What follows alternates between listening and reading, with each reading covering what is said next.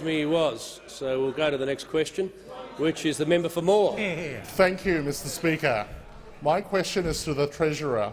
Will the Treasurer update the House on how the Morrison government's strong discipline provides stability and certainty to our economy? Is the Treasurer aware of any alternative policies? The Treasurer has the call. Thank you, Mr Speaker. Leader of the Opposition. And I thank the member for Moore for his question. And he knows about the importance of a strong economy, with 70,000 taxpayers in the electorate of Moore benefiting from tax cuts that this side of the parliament supported and that those opposite called offensive and reckless, Mr Speaker. Now let's remind ourselves about the fiscal and financial mess that we inherited from the Labor Party.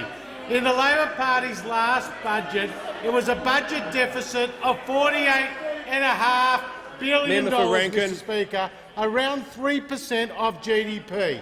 And in Labor's last year in office, 65,000 small businesses closed their doors, Mr Speaker. Unemployment was at 5.7%, and, Mr Speaker, the 4 budget surpluses that Chairman Swan promised the Australian people never eventuated, even though Labor Party had an iron ore price of $185 a tonne, which is more than double of what it is today. Now, Mr Speaker, since we've come to government, we've helped create more than 1.4 million new jobs. We've got employment growth at 2.6%. We've helped maintain our AAA credit rating. The proportion of working-age Australians who are on welfare are at the lowest level of any government in 30 years, Mr Speaker. The real rate of spending growth of the government is now the lowest of any government in 50 years, Mr Speaker, and we are bringing the budget back into surplus for the first time in 12 years, Mr Speaker. Now, I'm asked, are there any alternative approaches? Now, we know that the Labor Party went to the Australian people at the last election with $387 billion of higher taxes.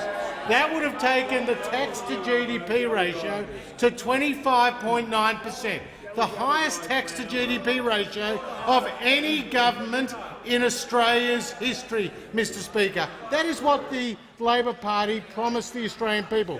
Now they have a 45% emissions target, which they couldn't understand, which they didn't explain to the Australian people, and which they refused to cost at the last election, Mr Speaker. And we know that the Labor Party have a hereditary addiction passed down from Chairman Swan to the member for Rankin to tax and spend, Mr Speaker.